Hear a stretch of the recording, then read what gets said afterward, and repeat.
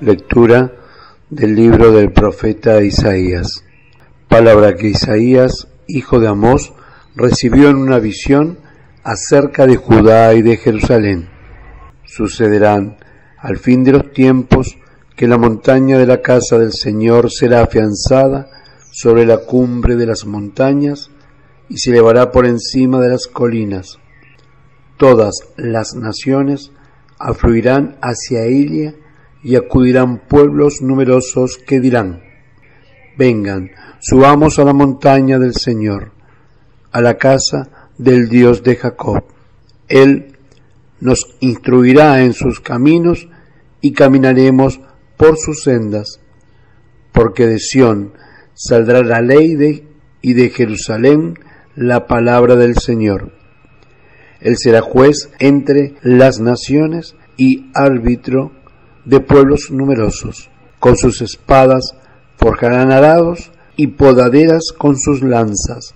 No levantará la espada una nación contra otra, ni se adiestrarán más para la guerra. Ven, casa de Jacob, y caminaremos a la luz del Señor.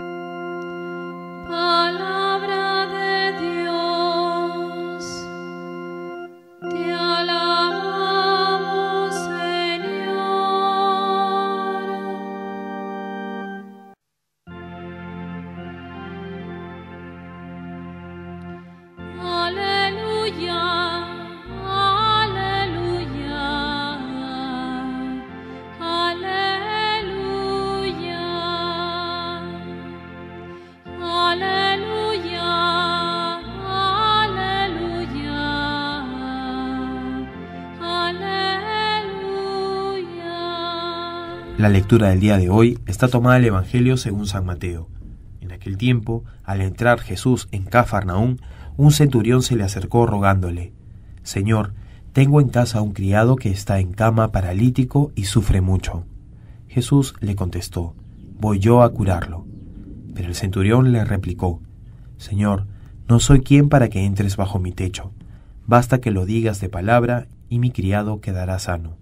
Porque yo también vivo bajo disciplina y tengo soldados a mis órdenes, y le digo a uno, ve, y va, al otro, ven, y viene, a mi criado, haz esto, y lo hace.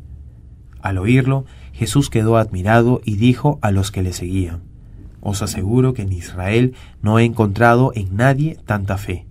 Os digo que vendrán muchos de oriente y occidente, y se sentarán con Abraham, Isaac y Jacob en el reino de los cielos. Palabra del Señor. Gloria a ti, Señor Jesús. El Adviento tiene dos partes. Estamos empezando la primera de ellas, que dura unos 13, 14, 15, 18 días, hasta el 16 de diciembre inclusive. Ya el 17 empieza la segunda parte, que es una semana para evocar los acontecimientos que rodearon el nacimiento de Cristo. Y el propósito general del Adviento es que la Iglesia entera reanime su esperanza en el retorno del Señor. Indudablemente es esa segunda venida, plenitud de la obra de Cristo, la que mueve la esperanza y el amor de la Iglesia. Se trata pues de un camino, de una peregrinación, marcada por la palabra esperanza. Y camino y peregrinación es lo que nos han mostrado las dos lecturas de hoy. Muy claramente en la de Isaías, cuando se presenta el monte Sión como lugar de confluencia de todas las naciones. Por eso el salmo que hemos dicho, el salmo tradicional de la peregrinación de ascenso a Jerusalén. Solo que ahora ya no lo canta un solo pueblo, sino que lo cantamos todos nosotros. Todos los pueblos cantamos que vamos hacia el monte del Señor. que allá viene la ley nueva, que un orden distinto, el orden querido por Dios, donde las espadas se vuelven arados y las lanzas podaderas, ese orden nuevo, ese estado de derecho, de justicia, de amor, nos espera allá. Tiempo de peregrinación en la esperanza. La lectura del Evangelio en realidad nos muestra que esto es así. Para efectos del Adviento, la frase más importante es la que dice Cristo en último lugar. Vendrán muchos de oriente y occidente y se sentarán con Abraham, Isaac y Jacob en el reino de los cielos. Vendrán de oriente y occidente. Es como si el Señor estuviera diciendo que aquello que fue prometido por el profeta Isaías, esa confluencia de naciones en el monte Sión, eso es lo que se va a dar ahora. Y el comienzo de esa peregrinación está en hombres como este centurión. Todos nosotros, pueblos venidos del paganismo, de la gentilidad, todos nosotros vamos peregrinando hacia Sión. Pero hay unos que van bien adelantados, hay unos que van adelante, como por ejemplo este centurión. Este centurión, en medio de las brumas de su paganismo, divisa una verdad, un amor y una bondad en Cristo que le hace confiar enteramente en Él.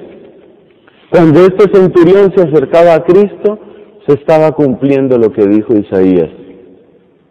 Cuando este centurión se aproximó hacia Cristo, estaba haciendo lo que dijo Isaías: hacia Él confluirán los gentiles. Porque en realidad de Cristo brota esa nueva ley. Él, encumbrado sobre todos los montes, es el manantial de todos los bienes, y hacia Él confluimos todas las naciones. Pero hay gente que se nos va adelantando, gente que se nos adelantó, como este centurión, que ya llegó donde Cristo, y supo que de Él podía esperar los tiempos nuevos, y lo supo con una certeza tan grande que causó la admiración de Cristo, el cual dijo: en Israel no he encontrado tanta fe. Así, la Iglesia nos va preparando en el Adviento para que nos ejercitemos en la esperanza. ¿Qué hay que hacer para que una persona crezca en la esperanza? Hay que mostrarle cómo lo que se le promete se le cumple. Y esa es la catequesis que nos va a dar la Iglesia durante todo este tiempo. Las primeras lecturas del Adviento, especialmente de la primera parte del Adviento hasta el 16 de diciembre, las lecturas de toda esta primera parte siempre tienen esa dinámica. La primera lectura casi siempre tomada de Isaías, o en buena parte tomada de Isaías, que es el gran profeta del Emmanuel, nos muestra la promesa, y el Evangelio nos muestra el cumplimiento. La Iglesia nos está entrando en un tratamiento intensivo de esperanza, y para despertarnos la esperanza y para que confiemos totalmente, para que lo esperemos todo de Dios, nos va contando en cada día una historia. Mire, en la primera lectura, vea, aquí se le prometió, y en el Evangelio, vea, aquí se le cumplió, aquí se le dijo, aquí se le respondió, aquí se le anunció, aquí llegó la realidad, el cumplimiento, la salvación. Por ejemplo, mañana, que ya no nos veremos, dice el profeta Isaías: brotará un renuevo del tronco de Jesé, sobre él se posará el Espíritu del Señor. Será la justicia, Señor, de sus lomos. El Evangelio que nos presenta: todo me lo ha entregado mi Padre. Nadie conoce quién es el Hijo sino el Padre. De manera que Isaías muestra la promesa, el Evangelio muestra el cumplimiento. El miércoles, que tampoco nos vamos a ver, dice Isaías: el Señor preparará un festín de manjares suculentos, manjares enjundiosos, vinos generosos. ¿Y el Evangelio qué nos cuenta? Jesús llamó a sus discípulos y les dijo, me da lástima porque llevan 3 días conmigo y no tienen que comer, y multiplica los panes. ¿Sigue usted? Entonces cada día nos va mostrando cómo lo que estaba anunciado luego se cumple. Confiad siempre en el Señor porque el Señor es la roca perpetua. Doblegó a los habitantes de la altura y a la ciudad elevada. Dice el Evangelio de Mateo, no todo el que me dice Señor, Señor entrará en el reino de los cielos. Y así sucesivamente. De modo que este es el tiempo para peregrinar en la esperanza y la Iglesia, para ir alimentando esa esperanza, nos va entrando en una dinámica, promesa, cumplimiento, para que nuestros ojos se fijen en Cristo, para que veamos en Él todo lo que podía desear nuestro corazón y para que le entreguemos toda nuestra confianza, toda nuestra vida.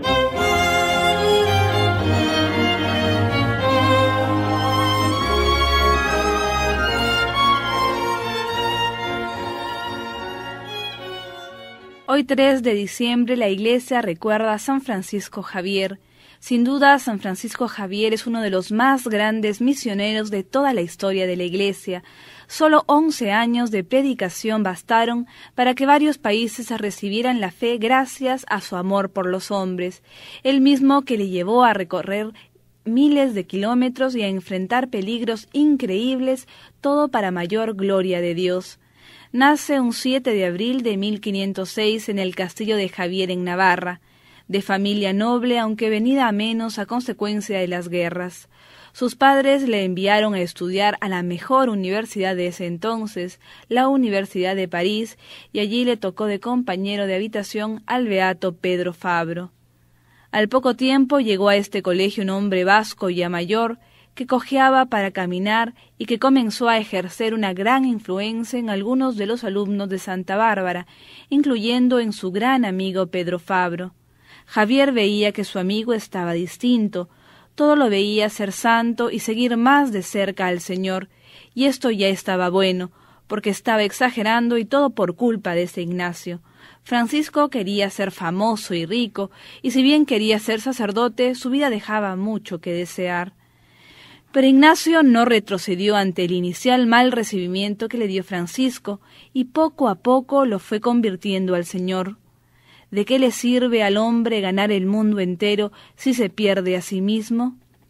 Francisco se convirtió a una vida evangélica y junto con otros 7 compañeros forman parte de la fundación de la Compañía de Jesús el 15 de agosto de 1534. Los jesuitas, como serán llamados los compañeros de San Ignacio, emprenden un apostolado tan intenso que al poco tiempo gobernantes y obispos de toda Europa quieren tenerlos trabajando por la fe en sus ciudades y países. San Ignacio envía a Francisco a Venecia, donde es ordenado sacerdote en 1537. Al año siguiente se convierte en el secretario de Ignacio y está junto a él en Roma, donde se han instalado. El rey de Portugal se ha enterado de la existencia de la Compañía de Jesús y le pide al Papa algunos de ellos para enviarlos como misioneros a las recién descubiertas Indias Orientales. Uno de los designados se enferma en la víspera de la partida e Ignacio decide que Francisco lo reemplace. En 1541 emprende el viaje a la India y es nombrado representante del Papa, aunque él mantiene este nombramiento en secreto, no quiere que este cargo le impida vivir su voto de pobreza y su labor apostólica. Lo que sigue es simplemente impresionante. Recorre gran cantidad de localidades y poblados de la península de la India. Ante su palabra y ejemplo, miles de hombres piden hacerse cristianos. Llega a Madrás, donde está el sepulcro del apóstol Tomás. Allí reza y emprende nuevamente el viaje. Llega a Malaca y recorre el archipiélago de las Malucas. Regresa a la India y visita Ceilán. Allí conoce a un japonés y comienza a planificar su viaje a este lejano y desconocido país.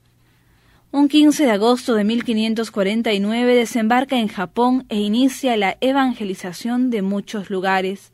Funda las primeras comunidades cristianas de este país, que recibe con entusiasmo la palabra de Dios de boca de este santo varón. Se da cuenta de la existencia de China y decide ir allí también. Sabe que nadie puede entrar a la China, pero nada lo detiene. Organiza el viaje y llega a la isla de Sanción, al frente de la China continental, y es aquí donde le sorprende la muerte el 3 de diciembre de 1552. Había bautizado a miles y miles de nuevos cristianos, y sus cartas habían despertado un gran celo misionero en toda Europa. Sus restos descansan en la ciudad de Goa, en la India, y el brazo que tantas veces bendijo y bautizó está en la iglesia del Gesù en Roma.